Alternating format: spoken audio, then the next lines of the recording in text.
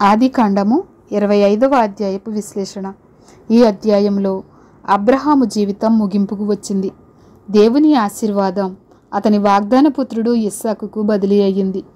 అబ్రహాముకు వేరే కుమారులు జన్మించుట, ఇస్సాకు స్వాస్థ్యాన్ని కావలి కాయుట, అబ్రహాము మరణం, సమాధి, ఇస్సాకు ఆశీర్వాదాలు అనే అంశాలు ఈ అధ్యాయంలో నమోదు చేయబడ్డాయి.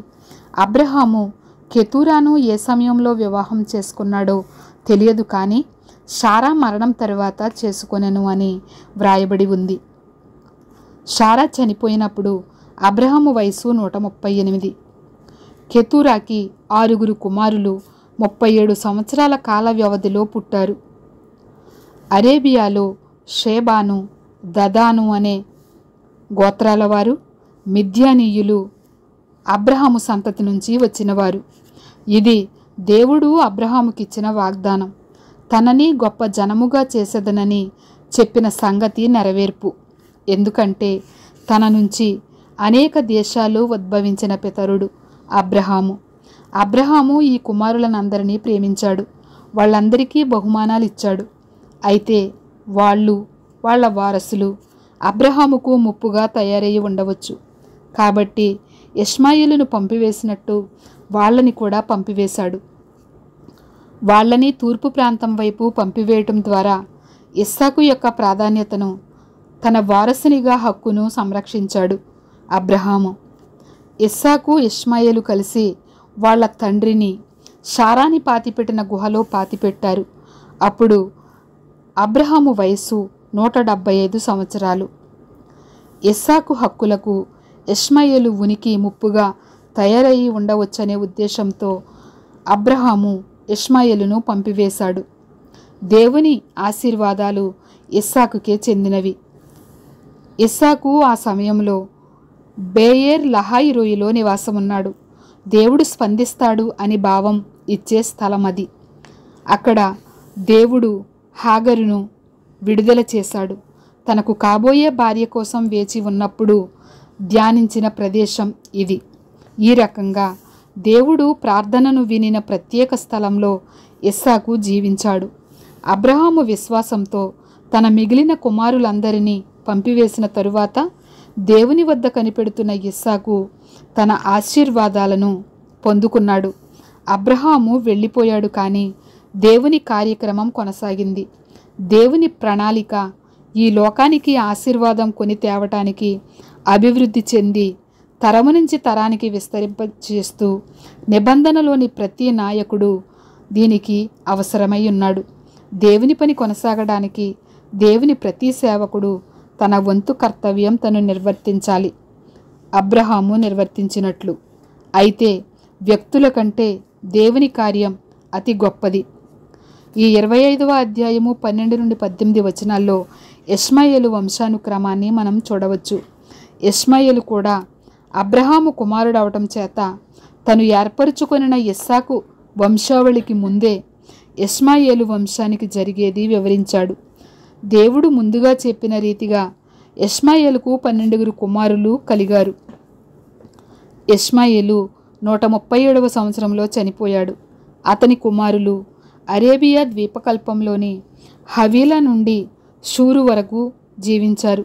దేవుడు హాగరుకిచ్చిన మాట నెరవేర్పుగా ఇష్మాయేలు తన సహోదరులందరికీ విరోధంగా జీవించాడు. తరువాత అబ్రహాము కొడుకు ఇస్సాకు వంశావళిది. ఇస్సాకు అబ్రహాముకు జన్మించినవాడు. ఇస్సాకు రెబ్కాను పెళ్లి చేసుకున్నప్పుడు 40 సంవత్సరముల ఏళ్లవాడు. రెబ్కా పద్దనరాంలో నివసించే సిరియావాడైన బెతూయేలు కూతురు. సిరియావాడైన లాబానుకు సోదరి. తన భార్య గొడ్రాలై ఉండటం చేత ఆమె నిమిత్తం ఇస్సాకు యెహోవాను ప్రార్థించాడు. దేవుడు స్పందించాడు. దీనిని బట్టి పుట్టడం అనేది దేవుని అసాధారణ సదుపాయం అని అర్థమవుతుంది. తరువాత యాకోబు భార్య రాహేలు సహితం కొంతకాలం గొడ్రాలుగా ఉంది. అయితే రెబ్కా గర్భంలో పోరాటం జరిగింది. ఆమె దేవుని వద్ద విజ్ఞాపన చేసినప్పుడు ఆయన నుంచి ఒక ప్రవచనాన్ని పొందింది. ఆమె గర్భంలో 2 దేశాల జనపదములు పోరాడుతున్నాయి. దానిలో చిన్నవాడు గెలుస్తాడు.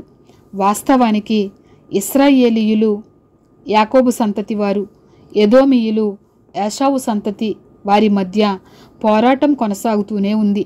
చిన్నవాడైన యాకోబును పెద్దవాడైన యాషావుకు బదులు దేవుడు ఏర్పరచుకోవటం ప్రకృతి క్రమానికి విరుద్ధం. ఈ వింత పరిస్థితిని తల్లిదండ్రులు గ్రహించి దేవుని ప్రవచన దృక్కోణంలో వారికి సరిపోయిన పేర్లు పెట్టి ఆ సంఘటనను వేడుకగా చేశారు. రెబ్కా తన పిల్లలను ప్రసవించినప్పుడు మొదటివాడు ఎర్రనివాడుగా ఒళ్ళంతటికీ రోమవస్త్రం చుట్టి ఉన్నట్టు బయటికి వచ్చాడు గనుక అతడికి ఏశావు అనే పేరు పెట్టారు. తరువాత ఏశావు మడమను పట్టుకొని అతడి తమ్ముడు బయటికి వచ్చాడు గనుక అతడికి యాకోబు అనే పేరు పెట్టారు.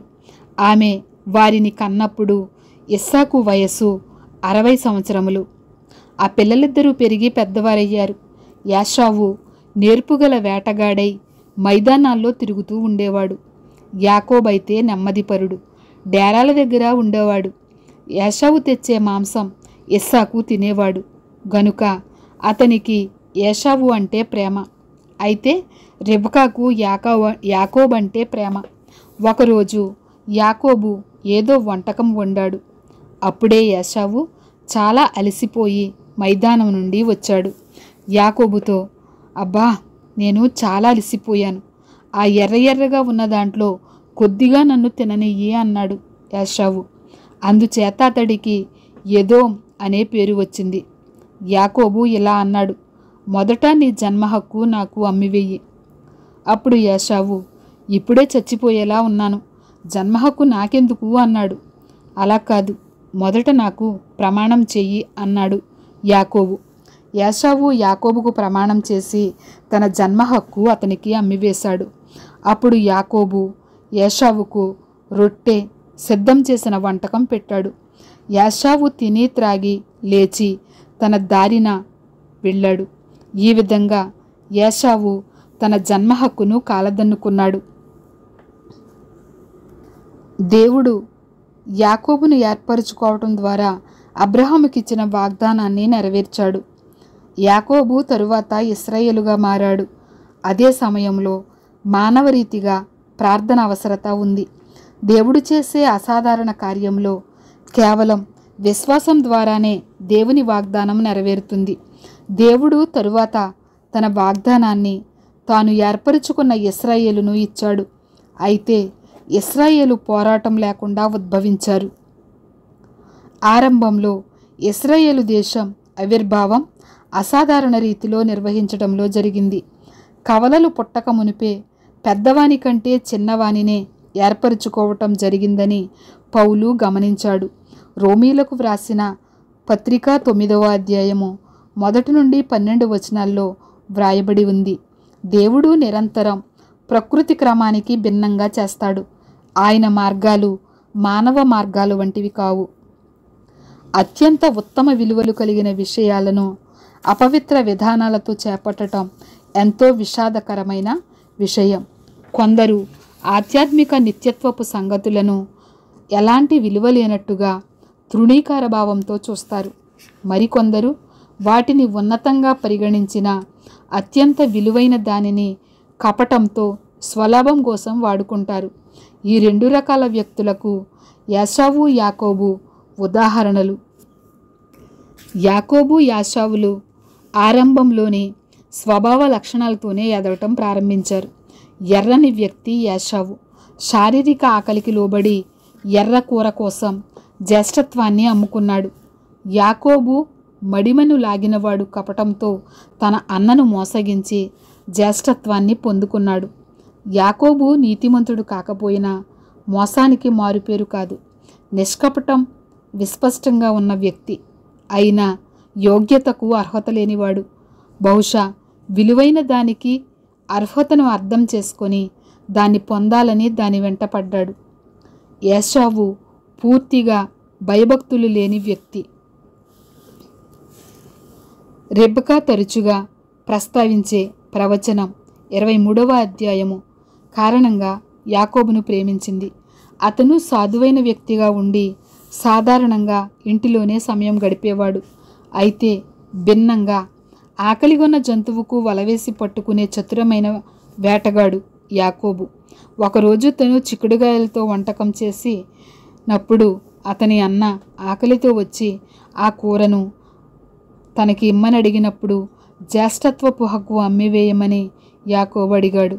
ప్రథమ సంతతిగా యాషావుకు జ్యేష్ఠత్వం, యాకోబుకు కూర లభించాలి. కానీ తారుమారు చేసుకోవటంలో ఏశావు వంటకాన్ని, యాకోబు జ్యేష్ఠత్వాన్ని పొందుకున్నాడు. ఏశావు తన జ్యేష్ఠత్వాన్ని తృణీకరించడానికి కారణం ఆకలితో చనిపోవటం వలన జరిగేదేంటి అనే ఆలోచనే. రెండవ కుమారుడు యాకోబు జ్యేష్ఠత్వాన్ని పొందాడు. లెక్కలు చూసుకునే సాధువైన ఈ వ్యక్తి జ్యేష్ఠత్వంలోని ఆధ్యాత్మిక విలువను గుర్తించి తన అపవిత్రుడైన అన్న దానినిచ్చేసేలా ఉపాయం పన్నాడు. బహుశా రెబ్కా పొందినటువంటి ప్రవచనం గురించి తెలుసుకున్న యాకోబు అవకాశం కోసం వేచి ఉన్నాడనుకుంటా. అయితే తన వాగ్దానాలు ఈ విధానాల్లో పొందకూడదని యాకోబు గ్రహించేలా చేశాడు. ఖచ్చితంగా ఏశావు పాపపు స్వభావం ఇశ్రాయేలీలకు హెచ్చరిక లాంటిదే. శారీరక ఆకలిని తృప్తిపరుచుకోవటానికి ఆధ్యాత్మిక సదుపాయాలను త్యాగం చేయటం చాలా తప్పు. ప్రాధాన్యాల విషయంలో ఇది ప్రశ్నార్థకమే. ఏశావు కేవలం ఆహారాన్నే చూశాడు. దానిని పొందడానికి అవసరమైన ప్రతిదీ చేశాడు.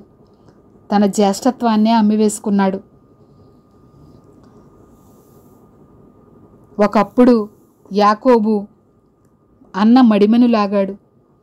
కానీ ఇప్పుడు అదే అన్నను మరింత కఠినతరంగా అతని యొద్ద నుండి జ్యేష్ఠత్వపు హక్కును లాగివేసుకున్నాడు. ఆధ్యాత్మిక అభిలాషతోనూ ప్రమాదం పొందే విశ్వాసులు ఆధ్యాత్మిక విలువలు వెదకాలి కానీ శరీరానుసారమైన పద్ధతులతో వీటిని పొందకూడదు. తరువాత యాకోబు మానవ స్వప్రయోజన వైఖరి నుండి బయటపడిన తరువాత తన సమర్థవంతమైన ఒక సేవకునిగా తయారయ్యి తన ప్రాధాన్యతలు సరిచేసుకున్నాడు. ఇశ్రాయేలుగా మారాడు. దేవుని దీవెనలను పొందుకున్నాడు.